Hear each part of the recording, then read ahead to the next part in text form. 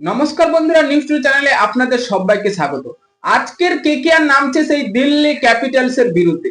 Delhi Capitals এর বিরুদ্ধে KKR কি পারবে সেই জয়ের হ্যাটট্রিকটা ধরে রাখতে? এবং দিল্লি ক্যাপিটাল যে পিচে খেলতে যাচ্ছে এবং কেকেআর ভাই সেখানে 300-র বেশি রান করতে হবে, কারণ দিল্লি ক্যাপিটালস এবং পাঞ্জাব কিংস এই মাঠেই খেলেছিলেন, সেখানে 264 এভাবে রান করেছিল, কিন্তু পাঞ্জাব কিংস সেটা চেস করে ফেলেছে। তাই কেকেআর কে প্রথমে টসে জিতে ব্যাটিং করতে হবে এবং কেকেআর এর দিক থেকে আমরা যদি দেখি তারা বোলিং অ্যাটাকটা অনেকটাই ইউনিক, কারণ কেকেআর এর সেই স্পিন অ্যাটাকে জাদু দেখাচ্ছে সেই সুনীল নারিন এবং বরুণ চক্রবর্তী। তাই কেকেআর অনেকটাই ভরসা পাচ্ছে তাদের বোলিং অ্যাটাকে, কারণ স্পিন অ্যাটাক আবার ফিরে পেয়েছে কেকেআর এবং বোলিং অ্যাটাকেও কেকেআর যদি মাতিসা পাতিরানাকে আমরা দিল্লি ক্যাপিটালস এর বিরুদ্ধে দেখি তাহলে অনেকটাই খুশি হব। তাই দিল্লি ক্যাপিটালস এর বিরুদ্ধে কেকেআর এর প্লেইং 11 কেমন থাকছে তা নিয়ে আমরা আজকের আলোচনা করব। তার আগে কেকেআর এর ফ্যান হলে ভিডিওটিকে করো লাইক এবং ভিডিওর কমেন্ট বক্সে লিখে জানিয়ে দাও আমি কেকেআর। হ্যাঁ বন্ধুরা, দিল্লি ক্যাপিটাল তাদের মত অনুযায়ী তারা মাঠের পিচ তৈরি করছে এবং সেখানে কেকেআর তাদের স্পিন অ্যাটাকটা শক্তিশালী মনে হচ্ছে এবং সেই বরুণ চক্রবর্তী এবং সুনীল নারিন ভাই দুর্দান্ত ফর্মে রয়েছে। সেখানে কেকেআর এর ব্যাটিং অর্ডারটা একটু হলেও নড়বড়ে লাগছে, কারণ ওপেনিং এ চলছে না সেই আজিঙ্কে রাহানে। ভাই ফিন অ্যালেন দুর্দান্ত খেলেছিলেন বা শুরুটাও তিনি দেখিয়েছেন, তাই দিল্লি ক্যাপিটালস এর বিরুদ্ধে তিনি যেন পাওয়ারফুল এটা পুরো খেলতে পারে।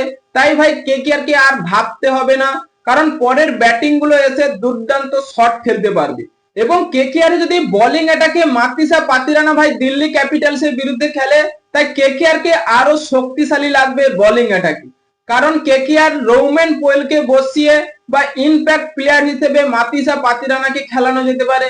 তাই কেকেআর এর সুবিধা অনুযায়ী তারা কি করবে বা কি প্ল্যানিং রয়েছে, অভিষেক নাইয়ার এবং আজিঙ্কে রাহানে এটাই বলবে যে আমরা উইনিং জোনে রয়েছি এবং আমরা পরপর ম্যাচগুলো জিতছি, তাই কেকেআর আমরা কোনো চেঞ্জ করছি না, আমাদের সেম টিম থাকছে। যাই হোক, কেকেআর এর ইনপ্যাক্ট প্লেয়ার হিসেবে অঙ্কিত রঘুবংশী খেলুক, তার বদলে একটা বোলিং অ্যাটাক সেই মাতিসা পাতিরানা ভাই 18 কোটি টাকা দিয়ে কেনা, তাকেও একটা ম্যাচও খেলানো হচ্ছে না। তিনি কবে খেলবে তাও এখনো ঠিকঠাক জানাচ্ছে না কেকেআর ম্যানেজমেন্ট। তাই কেকেআর ম্যানেজমেন্ট দিল্লি ক্যাপিটালস এর বিরুদ্ধে অবশ্যই মাতিসা পাতিরানাকে আমরা দেখতে চাই যদি জিততে হয়, কারণ কেএল রাহুল বা দিল্লি ক্যাপিটালস এর তিনি যা ফর্মে রয়েছে ভাই, তিনি যে শট গুলো খেলছে একেবারে পারফেক্ট হিসেবে খেলছে, তাই তাকে আউট করা অনেকটাই কষ্ট হয়ে দাঁড়াচ্ছে।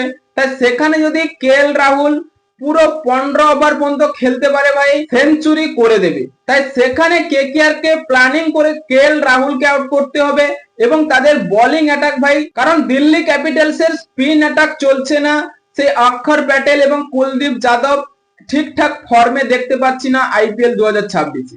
তাই কেকেআর এর স্পিন অ্যাটাক অনেকটাই শক্তিশালী এবং বোলিং অ্যাটাক শক্তিশালী। তাই কেকেআর কে যদি অবশ্যই দিল্লি ক্যাপিটালস এর বিরুদ্ধে জিততে হয় তাহলে টসে জিতে প্রথমে ব্যাটিং এর সিদ্ধান্ত নিতে হবে এবং কেকেআর এর বোলিং ইউনিটটা শক্তিশালী রয়েছে, তাই তারা রুখে দিতে পারবে, কারণ হায়দ্রাবাদের বিরুদ্ধে আমরা দেখলাম যে তাদের দুর্ধর্ষ সব ব্যাটিং অর্ডারের সামনে কেকেআর তাদেরকে রুখে দিয়েছে। তাই এটা কেকেআর কে ভাবতে হবে যে কেকেআর এর বোলিং অ্যাটাক দুর্দান্ত রয়েছে। হ্যাঁ বন্ধুরা, আপনাদের কি মনে হয় কেকেআর কি প্রথমে ব্যাটিং করবে না বোলিং? তাই আপনাদের মতামত কমেন্ট বক্সে লিখে জানিয়ে দিন এবং চ্যানেলটি সাবস্ক্রাইব করে আমাদের পাশেই থাকুন। ভিডিওটি শেষ পর্যন্ত দেখার জন্য আপনাকে অসংখ্য ধন্যবাদ।